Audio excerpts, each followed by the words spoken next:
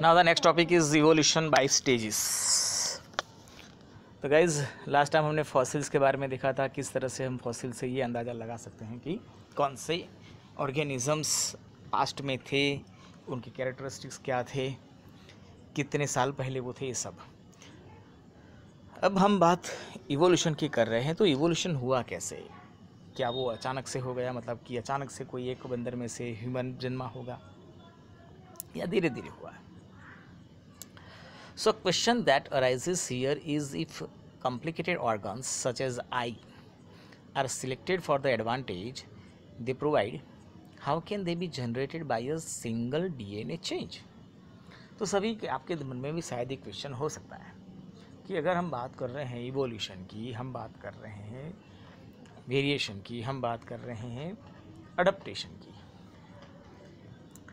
तो ऐसे किस तरह से पॉसिबल है कि कोई एक एडवांटेज के लिए एक सिंगल डीएनए में चेंज होकर एक कॉम्प्लेक्स ऑर्गन जैसे कि आई डेवलप हो सकता है?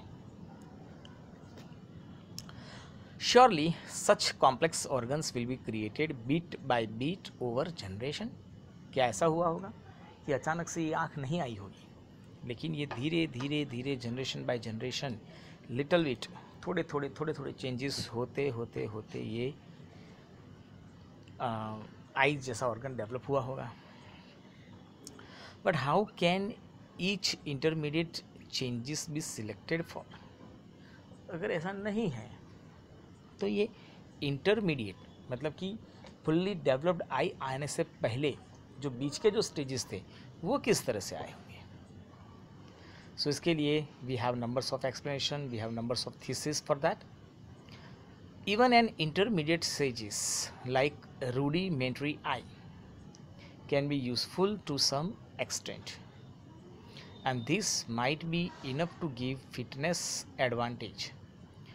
तो guys rudimentary eye जो प्लेनेरिया में देखने को मिलती थी, प्लेनेरिया में rudimentary eyes थी, मतलब वो कुछ देख नहीं सकता था, उसकी आईज सिर्फ लाइट को सेंस कर सकती थी किस डायरेक्शन में से लाइट आती है. लेकिन ये एडप्टेशन जो था वो बाकी सब ऑर्गेनिजम्स में डेवलप हुआ because this is a good adaptation for survival on the earth. In fact the eye like the wings seems to be very popular adaptation. जैसे आइज हैं उसी तरह से विंग्स भी हैं जो बर्ड ने अडप्ट किया था. इंसेक्ट में भी आपको देखने को मिल रहा है. In fact, the eye, like the wing, seems very population adaptation. Insects have them, so does an octopus, and so do vertebrates. तो ये जो आइज़ हैं वो वर्टिब्रेट्स में भी हैं, मैमल्स मतलब वर्टिब्रेट्स में तो है, साथ में इंसेक्ट में भी आपको देखने को मिल सकती है. अलग अलग होती है. देखो सबकी आइज़ सेम नहीं है, लेकिन according to their need, according to their habitat, सबके अंदर ये आइज़ का अलग से डेवलपमेंट हुआ होगा. Also a change that is useful for one property to start with can occur becomes useful later for quite different function. For example feathers देख लो आप, मतलब कि जो जिस काम के लिए डेवलप हुए थे फिर उसी का कुछ अलग फंक्शंस के लिए यूटिलाइज किया गया. फेदर्स जो हैं वो बैड कंडक्टर ऑफ हीट होते हैं. Feathers are bad conductor of heat.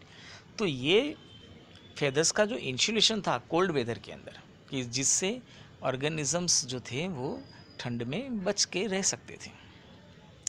Might be later it is useful for the flight, और लेटर ऑन बाद में ये हल्के होने की वजह से उड़ने के लिए यूटिलाइज हुए होंगे. In fact some dinosaurs had feathers although they could not fly using the feathers. जो हमें एविडेंसेस मिले हैं, जो हमें फॉसिल्स मिले हैं, उस फॉसिल्स में जो डायनासोर के फॉसिल्स मिले हैं उसमें हमें कुछ ऐसे भी एविडेंसेस मिले हैं कि सम डायनासोर्स हैड फेदर्स. अब डायनासोर को फेदर थे बट वो उड़ते नहीं थे, तो उनके क्यों फेदर्स थे? वो कोल्ड वेदर के अंदर सर्वाइव करने के लिए यूटिलाइज करते थे. लेटर ऑन बर्ड्स जो थे उन्होंने उसको अडप्ट किया और वो उड़ने लगे. मतलब ये हुआ कि कहीं ना कहीं डायनासोर्स और बर्ड्स में रिलेशंस था।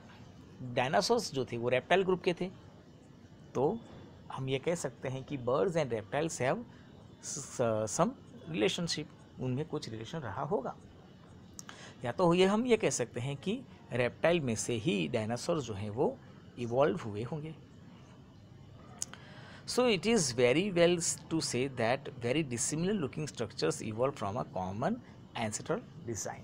तो हम ये कह सकते हैं कि बहुत अलग दिखने वाले, एकदम से अलग दिखने वाले ऑर्गेनिज्म जो हैं वो कॉमन एंसेस्टर्स में से जन्मे होंगे। And it is true that analysis of the organ structure in fossils allow us to make estimates to how far back evolutionary relationship go। तो जो फॉसिल्स हैं वो फॉसिल्स के ऊपर जो हम मतलब उनकी जो एस्टिमेशन हैं उसके ऊपर से हम ये इवोल्यूशनरी रिलेशनशिप जो है उसकी एज जो है वो फाइंड कर सकते हैं। मतलब आप ये फाइंड कर सकते हैं, ये सब जो है वो अंदाज़ा ही है। देखो एस्टिमेशन है ये सारे कि ऑर्गेनिज्म में क्या क्या रिलेशनशिप रही होगी, कितने रिलेशनशिप कितनी पुरानी होगी वगैरह वगैरह। लेकिन ये सारे गैसेस हैं, ये सारे हमारे, जैसे मैंने कहा कि ये एस्टिमेशंस हैं। ये तब की बात है जब ह्यूमंस था ही नहीं, ह्यूमन जैसा कोई एनिमल अर्थ के ऊपर नहीं था, तब की बात है। तो हमें कैसे पता चलेगा ये सब? तो ये सब गैसेस हैं। तो क्या ऐसा हुआ होगा? ऐसे कुछ हमारे पास लाइव एग्जांपल्स हैं जिससे हम ये कह सकें कि हाँ भाई ऐसा हुआ है। तो इसके लिए हमारे पास एग्जांपल है कैबेज का। Before couple of year nearly 2000 years पहले की बात है, तो जो फार्मर्स थे वो कैबेज को as a food plant utilize करते थे। उन्होंने उसमें से सिलेक्शन करके हुए, बट यहाँ पर remember this thing, it is artificial selection, not the natural selection. तो कुछ फार्मर्स ने उसमें से जो कैबेज था, जो उसके जो लीव्स जो फैले हुए थे, उसमें से वेरी शॉर्ट डिस्टेंस वाले कैबेज को उन्होंने इवॉल्व किया, जो आज हम यूटिलाइज करते हैं। आप देखो जो कैबेज होता है वो सारे लीव्स हैं, लेकिन वो लीव्स के बीच में डिस्टेंस नहीं होता है, they are very closely packed. तो इस तरह का कैबेज उन्होंने कुछ 2000 साल पहले इवॉल्व किया। तो कुछ फार्मर्स थे जिन्होंने अरेस्टेड फ्लावर्स डेवलप किए, जिन्होंने ब्रोकोली बनाई। कुछ थे जिन्होंने स्टेराइल फ्लावर्स डेवलप किए, जिसमें से बना cauliflower. Some develop some swollen parts which is known as the kohlrabi, whereas some simply larger leaves known as kale। तो आप देखें यहाँ पर कि we have here a single species like wild cabbage, and from this wild cabbage some farmers produce cabbage, broccoli, cauliflower, kohlrabi, kale, और आजकल तो red cabbage भी अवेलेबल हैं। तो ये सारे एक ही ऑर्गेनिजम्स में से बने हुए हैं, वाइल्ड कैबेज में से निकले हुए हैं। लेकिन यहाँ पर जैसे मैंने कहा कि दे आर द सिलेक्शन जो है वो आर्टिफिशियल था, मतलब फार्मर्स ने ये किया था। लेकिन अगर ऐसा हो सकता है तो नेचुरली भी ऐसा हुआ होगा। So another way of tracing evolutionary relationship depends on the original idea, जिससे हमने स्टार्ट किया था, चेंज इन द डीएनए। अगर डीएनए में चेंज होगा बच्चों, तो याद रखो कि इस तरह का जो वेरिएशंस हैं, इवोल्यूशंस हैं, चेंजेस हैं, डाइवर्सिटीज़, ये सब कुछ हो सकता है। So if that is the case, then the comparing the DNA of different species should give us the direct estimation of how much DNA has change during the formation of this species. तो अगर आप इसका एक अलग से science होता है जिसका नाम है जेनेटिक साइंस, या तो आप उसको जेनेटिक इंजीनियरिंग भी बोल सकते हैं, और उसके अंडर में ये सब कुछ स्टडी किया जाता है। तो उसके according we can find the numbers of chromosomes, numbers of DNA, और हम उससे इवोल्यूशनरी रिलेशनशिप जो है उसको एक एस्टिमेट कर सकते हैं।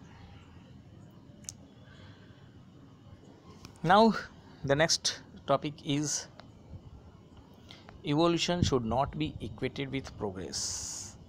देखो ये क्या कह रहे हैं, मैं आपको शॉर्ट में समझा दूँ। ऐसे तो ये शायद एग्ज़ाम में आने वाला क्वेश्चन नहीं है, कभी ऐसा आया नहीं है, लेकिन फिर भी हम उसको स्टडी तो करेंगे ही।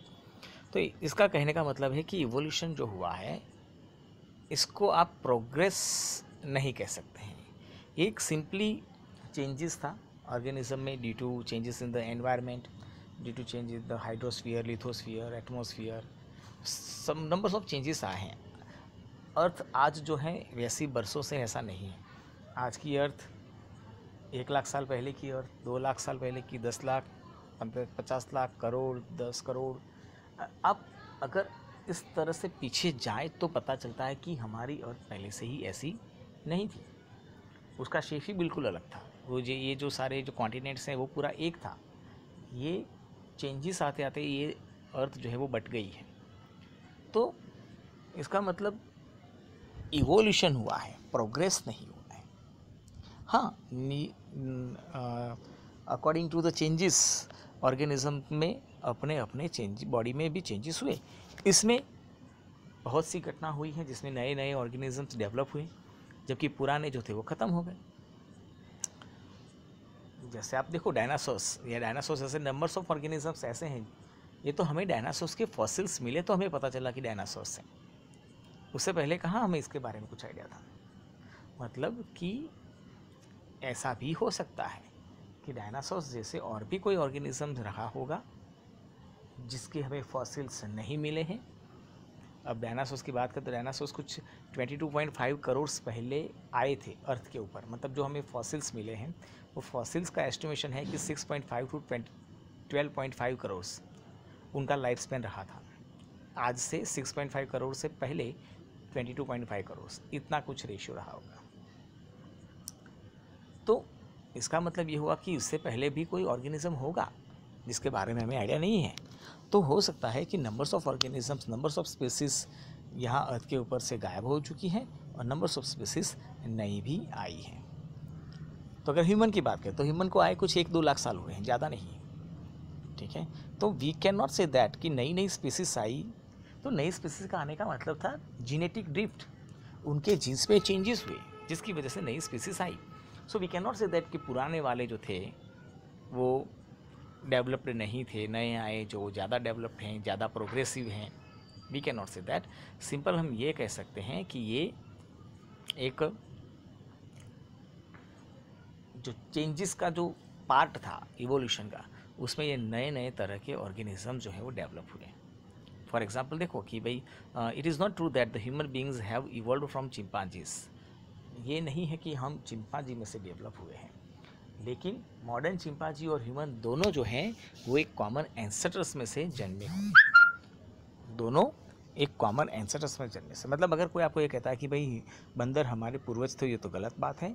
बंदर हमारे पूर्वज नहीं है। बंदर और ह्यूमन इन दोनों के पूर्वज कोई एक कॉमन रहे होंगे जिसमें से ये दो अलग अलग स्पीसीज डेवलप हुई है। So in fact there is no real progress in the idea of evolution. Evolution में कोई प्रोग्रेस नहीं है।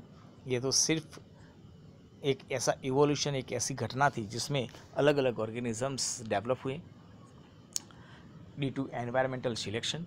एनवायरमेंट ने जिस तरह से एनवायरमेंट चेंज हुआ, उसने जिस तरह से सिलेक्ट किया, उस तरह से नए नए ऑर्गेनिजम्स आते गए।